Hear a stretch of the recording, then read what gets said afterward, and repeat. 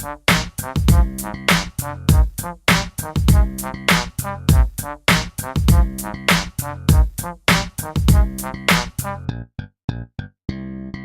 this year's 2018 roundup, I thought it would be nice to jump into the worst of category, before I get into the nice, juicy, meaty stuff where I can be positive. And just to be clear, these 10 games are the ones that I played.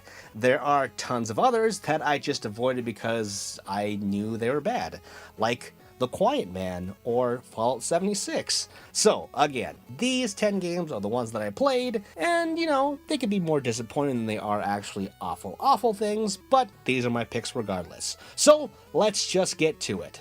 Darksiders 3. I love the first two Darksiders games, so much I was losing hope after 2's launch in 2012 that I'd never see a third entry. Well, I finally did, but some wishes aren't all they are cracked up to be. Darksiders 3 is a case of a game that has lost its identity. It wants to be its successor while trying to be its own Dark Souls-y thing, and just didn't work for me. It was a letdown more than anything else. Dissidia Final Fantasy NT. The last entry, which was on the PSP, was in 2011. I was surprised when Square Enix never made a console edition. That's why NT had me so excited. Finally, a console entry on a bigger budget than the previous two. Wrong. It was a lazy port from arcades. The fighting is still pretty flashy and cool, sure, but it lacked a story. You had to fight random battles just to get currency in order to unlock cutscenes. There was just no campaign tied to it. Mega Man 11. Call me contrarian, but I really didn't like this game. You thought Mighty Number 9 was bad, but you like this? Please. It's just as problematic, starting first with the art, which I think looks ugly, and the soundtrack does not live up to the Mega Man name at all. I'm glad Mega Man is back after an 8-year absence since 2010, but this is not how I wanted to see him return. Maybe I'm just bitter that there's still no Mega Man Legends 3, but I, again, just did not like this. Metal Gear Survive. Even though Hideo Kojima was not involved with this, I was looking forward to seeing what this was going to turn into. Konami has made plenty of games without Kojima, and it's not like he was the only person making the Metal Gear games either. So I'm not exactly sure who to blame for this disaster, because I feel there must be some people there still competent enough to make good games. Did the executives meddle with this game, turning it into a microtransaction nightmare? No idea, but what I do know is, this is not worth your time. Monster Hunter Ultimate. So Monster Hunter World was great, so much so that I thought, now that I know the ropes, I could get into a quote-unquote more classic version of the series with Ultimate. Well, I was wrong. Everything I hated about the series prior to World is just as frustrating with this game, if not more so, since I got a taste of the future. If you like World and think, hey, maybe I'd like this too, you're probably going to be just as disappointed. Sea of Thieves. Xbox did not have a good year, and Sea of Thieves is just one example of many. It felt like it was rushed out the door simply because Microsoft had nothing else to release first-party wise.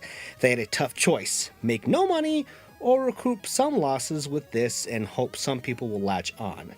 There were some cool bits, I will admit, but everything just felt empty and clumsily handled in terms of how you interact with everything. Shaq Fu, a Legend Reborn. Did anyone even think this was going to be good?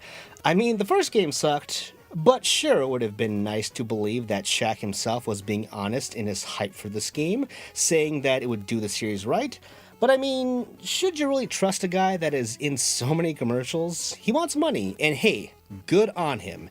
As a dude, I'm sure he's nice, but this game is just, well, kind of racist. I would say play it to find out what I'm talking about, but, don't play it. State of Decay 2. I have pretty much the same things to say about this as I do Sea of Thieves, except that there is plenty of content. It's just that I don't want to engage with that content, with all the bugs, and just, clumsy mechanics. Also, zombies just don't interest me anymore. We happy few.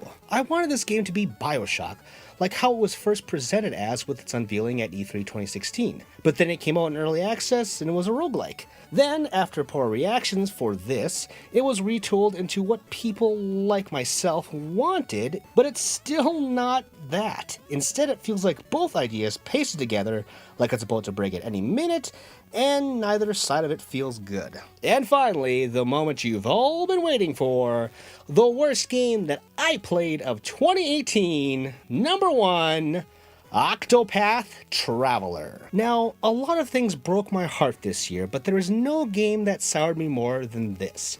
This was from the Bravely Default team, which was awesome, problematic as it was during the latter third, but I still loved it.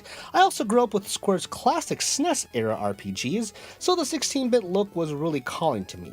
I was so excited for this game that I bought a Switch the day the first demo came out in September of last year. I was also getting ready for Super Mario Odyssey, but that's besides the point. So when I actually did buy it this past July, I was enjoying myself. Yes, it was weird how you acquired all the characters at first, but I assumed once you gathered all 8 characters in Chapter 1, Chapter 2 would then open up to a more world-engulfing endeavor, and everyone would interact. Nope. It is so jarring to me the things that happen in the story that don't make sense because of this fact. Like people getting imprisoned and being like, oh, too bad I'm alone. No you're not. You have literally 7 other people with you. Okay, so the togetherness was a problem, but even as 8 separate stories, they are not great in that they are weirdly delivered. It just felt odd watching these sprites pause on lines. I felt like I was watching PS2 era cutscenes. Story aside, the gameplay is also frustrating. A return to a job system was cool, but the classes are so limited in that you can master them very fast, which seems weird considering that the bulk of the game is on grinding. I'm okay with grind, again, because I grew up with RPGs, so I'm just used to it. But this is a grind in all caps, like of the NES era, and for what? To pad the game out? I cannot believe that characters do not gain experience when not in the party, and that there is random battles. What year is this? Bravely Default was a callback to the good old days while evolving some mechanics for the better. It was a good balance of new and old, so that's why it was just so weird and sad to see this game dial things back. So yeah, a lot of these things annoyed me, but I pushed through. I fooled myself into believing it would get better, but it only got worse. The more I played, the more I started to see the cracks. Octopath Traveler deeply wounded me. Is it as bad as Fallout 76 or another Square Enix joint, The Quiet Man? Assuredly not, but it is also not a good game.